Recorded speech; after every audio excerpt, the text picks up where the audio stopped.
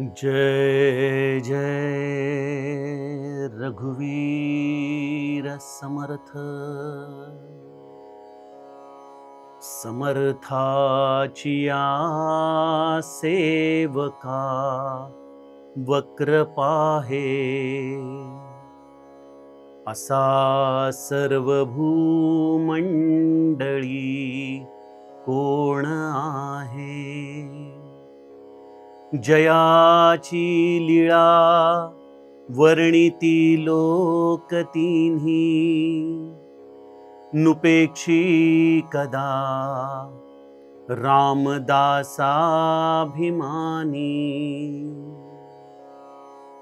जय जय रघुवीर समर्थ। श्रोता वक्ता श्रीराम समर्थ। जय जय रघुवीर समर्थ।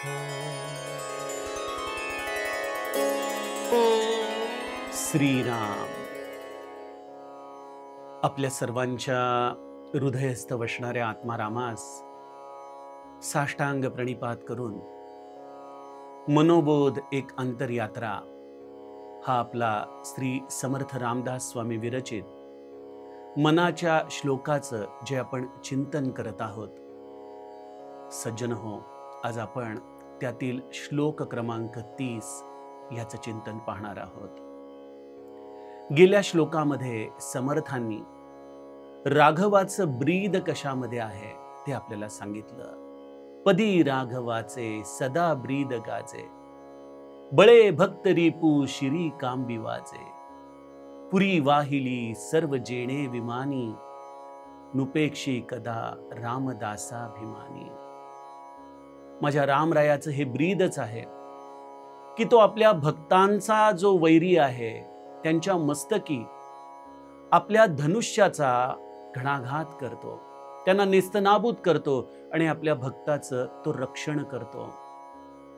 ज्या रामाने आपल्या सर्व अयोध्यावासियांना, सर्व या रामायणातल्या पात्रांना आपल्या विमानामध्ये बसून वैकुंठी नेलं, असा माझा राम आपल्या या भक्ताचा अभिमान कधीच पडू देत नाही की राम त्याच्या भक्ताचं रक्षण करतो। समर्थांनी आपल्याला गेल्या श्लोकामध्ये प्रभू रामचंद्रांचं हे ब्रीद समजावून सांगितलं। आजच्या श्लोकामध्ये समर्थ आम्हाला आश्वस्त करू पाहत आहेत। कशापासून आश्वस्त करू पाहत आहेत? पहिल्यांदा आपण या श्लोकाचा सरळ अर्थ बघूयात। समर्थ म्हणतायत, समर्थाची या सेवका वक्र पाहे। अशा या प्रभू रामचंद्र रूपी समर्थाचा जो सेवक आहे त्याच्याकडे जर कोणी जरी वक्र दृष्टीने पाहिलं ना, तर समर्थ म्हणतायत की त्याच्याकडे अशी वक्र दृष्टी करण्याचं धारिष्ट देखील या भूमंडळामध्ये कोणाचं नाही। अरे, ज्याची लीळा त्रैलोक्यामध्ये सर्वजण गातात, असा माझा राम आपल्या भक्ताचा हा अभिमान कधीच सोडत नाही। आपल्या भक्ताचं तो नित्य रक्षणच करतो। समर्थ आम्हाला अशा पद्धतीने प्रभू रामचंद्रांच्या आश्रयाचं महात्म्य समजावून सांगत आहे। काय कारण आहे बरं सज्जनो? आपलं ध्येय काय आहे? स्वरूप साक्षात्कार, प्रभू रामचंद्रांचं दर्शन हे आमचं ध्येय आहे। आणि या ध्येयाच्या सान्निध्यामध्ये जो जातो त्याच्या जीवनामध्ये एक वैशिष्ट्यपूर्ण गुणधर्म आपल्याला निदर्शनास येतो। ज्याला भगवंताचं दर्शन झालं आहे असा भक्त हा अत्यंतिक निर्भय असतो। त्याला कशाचीच भीती वाटत नाही। असा निर्भय भक्त होणं हे आत्मसाक्षात्काराचं एक व्यक्त रूप आहे बरं। मनुष्य निर्भय कधी होऊ शकतो? आणि आज आम्ही प्रभू रामचंद्रांचे दास तर म्हणतो, परंतु आज आम्ही मात्र तेवढे निर्भय का बरं होत नाही? हा प्रश्न आम्हाला पडला पाहिजे।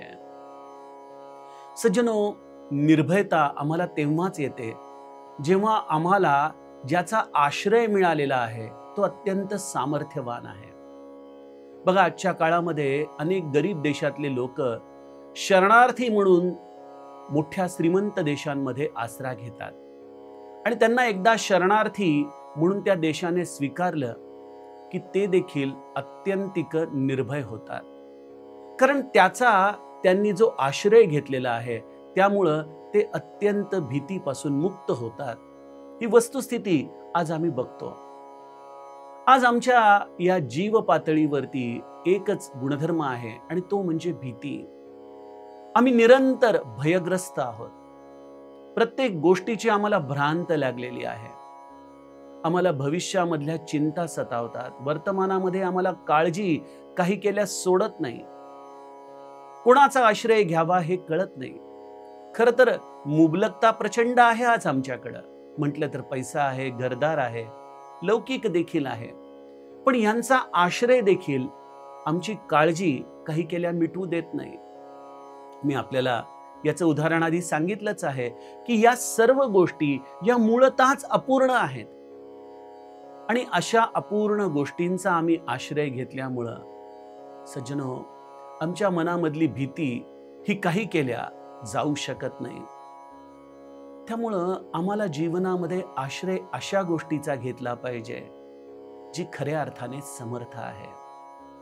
कोण आहे या जगामध्ये समर्थ? कुठली वस्तू आहे समर्थ?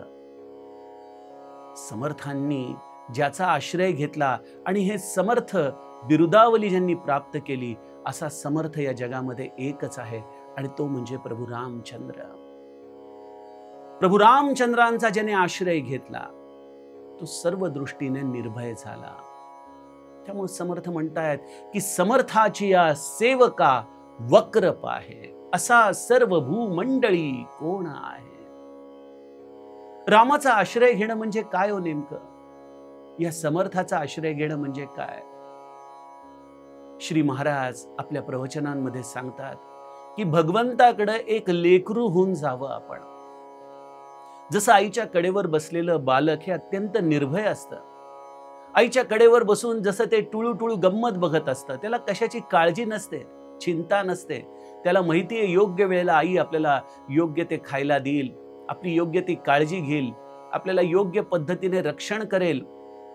एखाद्या वडिलांनी आपल्या लेकराला जरी हवेमध्ये उचललं, फेकलं, तरी लेकरू त्या गोष्टीचा आनंद घेतं, गंमत बघतं, कारण त्याला निश्चित खात्री आहे की आपले वडील आपल्याला या खेळामध्ये आपलं रक्षण करणार आहेत, आपल्याला ते नक्की धरणार आहेत. सज्जनो, समर्थांचा आश्रय घेणं, या रघुनंदनाचा आश्रय घेणं म्हणजे लेकरू होणं आहे रामाचं. शरणागत होणं आहे आपण त्याच्यावरती आपला सर्व भार सोपवणं आहे, आपलं कर्ते पण त्यागणं आहे. जसं ते लेकरू सर्व प्रकाराने चिंतांमधून मुक्त असतं, तसं आपल्या सगळ्या चिंता, आपल्या सगळ्या काळजी रामाच्या चरणी वाहून स्वस्थ होणं आहे. पण नेमकं आम्हाला हेच जमत नाही हो. काय होतं माहितीये का?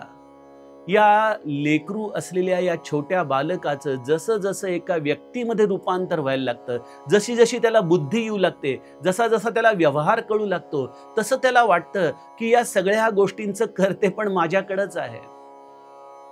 पण ज्याने आपल्याला आईच्या गर्भामध्ये सांभाळलं, जे आपल्याला लहान वयामध्ये अशा पद्धतीने आईच्या कडेवरती बसून सांभाळत आहे, तोच राम आम्हाला या देहामध्ये आज सांभाळत नाही का हो? खरोखर आमचं हेच अज्ञान आहे की आम्हाला वाटतं की या देहाचं वाढतं वय म्हणजे माझं कर्तेपण आहे. परंतु बघा, छोट्यातल्या छोट्या गोष्टींचा विचार करून बघा. या आपल्या रंध्रांमधून हा प्राणवायू आत जातो, तो आपल्या रक्तामध्ये कसा मिसळतो, आपल्या रक्तामध्ये हा ऑक्सिजन कशा पद्धतीने जातो, आपण ग्रहण करत असलेलं अन्न आपल्या या रक्तामध्ये कशा पद्धतीने शक्ती निर्माण करतं, कशा पद्धतीने हा देह चालतो, या सगळ्या गोष्टींचा विचार केला, जरी त्याच्या मागे अनेक प्रकारची शास्त्र असली तरी शेवटी त्याचा उद्गम बिंदू हाच आहे की ते चैतन्य माझ्या हृदयामध्ये राहून मला सांभाळतंय आणि निरंतर ते मला अत्यंत एखाद्या लेकराप्रमाणे, आपल्या माऊलीप्रमाणे माझं रक्षण करतंय. आणि रामाने ज्यांनी ज्यांनी त्याचा आश्रय घेतलाय ना, त्याला असंच सांभाळलंय बरं का. बघा, रामाची कृपा आमच्या सगळ्यांवरती आहे, पण ज्यांनी ज्यांनी आपलं सर्वस्व रामावरती सोपवलं, ज्यांनी ज्यांनी आपला सगळा भार रामावरती घातला, त्यांना त्यांना रामाने आपल्या प्राणापलीकडे सांभाळलंय. बिभीषणाचीच कथा बघा ना. बिभीषण रावणाचा सावत्र भाऊ, आपल्या सर्वस्वाचा त्याग करून, लंकेचा त्याग करून तो प्रभू रामचंद्रांच्या चरणी आला. युद्ध सुरू झालं आणि जेव्हा रावण युद्धामध्ये उतरला तेव्हा त्याला एका वेळेला बिभीषण आपल्या दृष्टिक्षेपामध्ये आला. बिभीषणाला बघता क्षणी रावण अत्यंत संतापला, कारण आज जी काही लंकेची अधोगती झालेली आहे, अनेक आपले राक्षस मारले गेलेत, आपला पुत्र मारला गेलाय, या सगळ्याच्या माग बिभीषणाने पुरवलेली माहिती हे कारण आहे. याचा सात्विक संताप रावणाला होता आणि या संतापापोटी रावणाने बिभीषणावरती एक अत्यंत वीरघातिनी अशी शक्ती सोडली. बघा, बिभीषण एवढा सक्षम नव्हता की तो रावणाची आलेली ही प्राणघातक शक्ती सहन करू शकेल. या शक्तीच्या आधाराने निश्चितपणे बिभीषणाचा वध होणं हे ठरलेलं होतं. पण घडलं काय? रामचरितमानसमध्ये अत्यंत सुंदर असा हा प्रसंग आहे. रावण बिभीषणावरती ही शक्ती सोडतोय हे बघताच रामाने आपल्या हातातलं धनुष्य सोडलं आणि तो बिभीषणाच्या समोर येऊन उभा राहिलाय आणि रामाने ती सगळी शक्ती स्वतःच्या अंगावरती घेतली. राम देखील या शक्तीच्या आघाताने क्षणभर मूर्छित झालेला आहे. बिभीषणाच्या डोळ्यामध्ये पाणी आलं की माझ्या रामाने माझं रक्षण करण्यासाठी ही शक्ती स्वतःच्या अंगावरती घेतली. याचं कारणच हे होतं की समर्थाची या सेवका वक्र पाहे, असा सर्व भूमंडळी कोण आहे. राम बेशुद्ध होऊन क्षणभर खाली कोसळलेला आहे आणि बिभीषण अत्यंत क्षुब्ध झाला आणि त्यानंतर बिभीषणाने रावणाला आपल्या गदेच्या प्रहाराने असं काही हैराण करून सोडलं, कारण बिभीषणाचा देखील तेवढाच भाव होता आपल्या रामाच्या चरणी. ज्या रामाने आपल्याला फुलासारखं सांभाळलंय, त्या रामासाठी बिभीषण देखील आपल्या भावावरती धावून गेला. सज्जनो, हे नातं आहे. समर्थाची या सेवका, त्याचा सेवक होणं हे जणू काही परस्पर देवाणघेवाणीचं नातं आहे. भगवंत तर मला सांभाळतोय, पण मी भगवंतासाठी काय काय समर्पित करायला तयार आहे. आपला तो भगवंत आपला सर्वस्व आहे, हा भाव ज्याचा आहे त्याच्यासाठी विशेषत्वाने राम त्याचं रक्षण करतो, त्याला सांभाळतो. माझ्या समर्थांना, माझ्या श्री महाराजांना रामाने त्यांच्या आयुष्यामध्ये अशाच पद्धतीने सांभाळलं.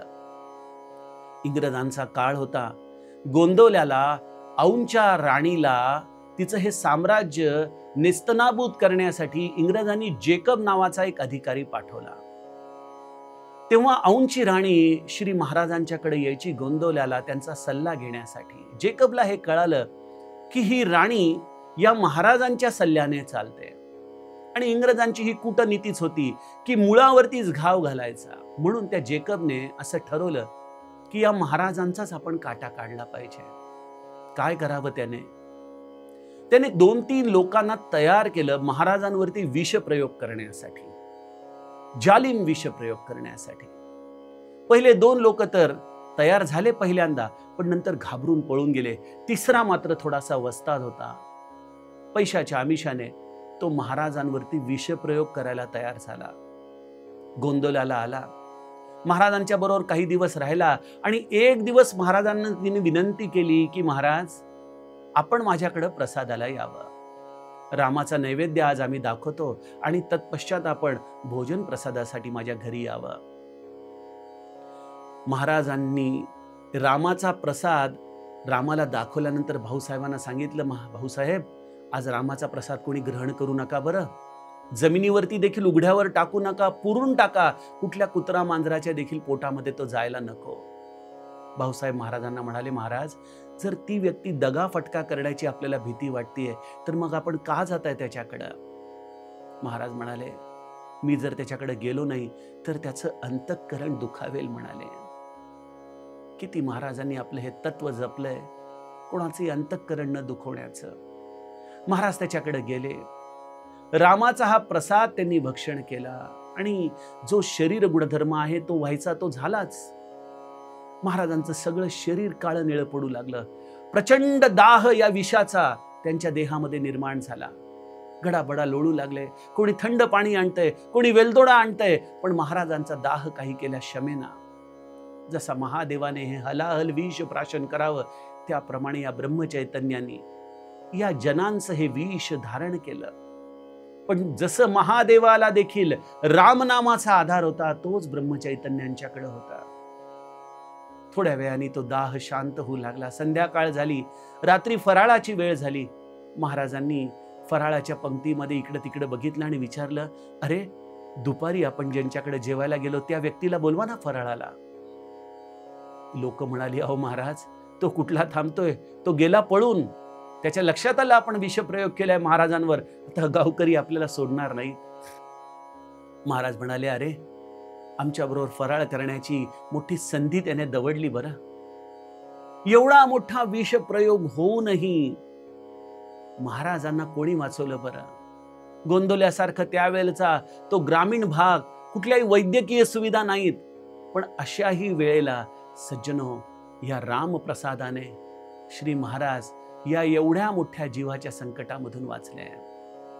त्यामुळे सज्जन हो, जो समर्थांचा सेवक होतो ना, तो अत्यंत निर्भय होतो, काळजीमुक्त होतो.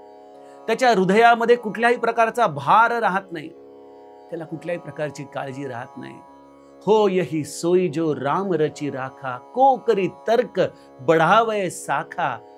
माझ्या मानसमध्ये गोस्वामीजी महादेवाच्या मुखातून ही चौपाई सांगताना म्हणतात की जे होईल ते रामाच्या इच्छेने होईल, जे रामाने रचून ठेवलं असेल तसं होईल. अशा या रामाचं गुणगान जया वर्णिती लोक तीनही. समर्थ म्हणतात की त्रैलोक्यामध्ये अशा माझ्या रामाचं वर्णन करतात. बघा, आमच्या बलिराजाला पाताळामध्ये देखील या चरणस्पर्शाच्या आधाराने तेच वैभव प्राप्त झालं. भगवंताचा चरणस्पर्श होतोय म्हणून राजा बलीने देखील आपलं हे बलिदान जणू काही दिलं. भूलोकावरती तर आहेच, भूमंडळामध्ये आजही जो जीव रामाचा आराध्य म्हणून स्वीकार करतो, त्याचा आश्रित होतो, त्याचा सांभाळ रामराया करतोच. आणि पुढच्या श्लोकामध्ये समर्थांनी सांगितलंच आहे की या स्वर्गातल्या देवतांना देखील रामाने सांभाळलंय, वाचवलंय. त्यामुळं जयाची लीला वर्णिती लोक तिन्ही.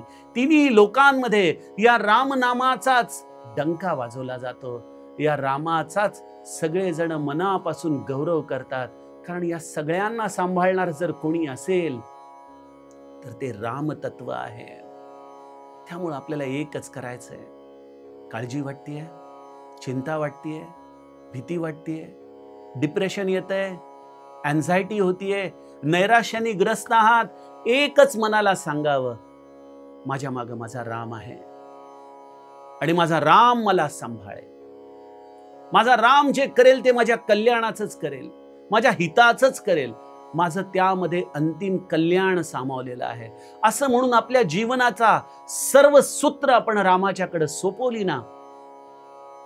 मी समर्थांच्या स्मरणामध्ये आपल्याला वचन देतो की या जगामध्ये अशी कुठलीही शक्ती नाही जी तुमचं अनिष्ट करू शकेल, जी तुमच्याकडे वक्र होऊन पाहू शकेल.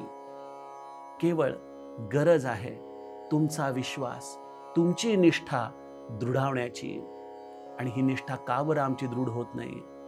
आम्हाला का बरं असं वाटत नाही की नुपेक्षी कधा रामदासाभिमानी. राम कधीच आपल्या दासाची उपेक्षा करत नाही, त्याच्या या अभिमानाला तो कधीच खाली पडू देत नाही.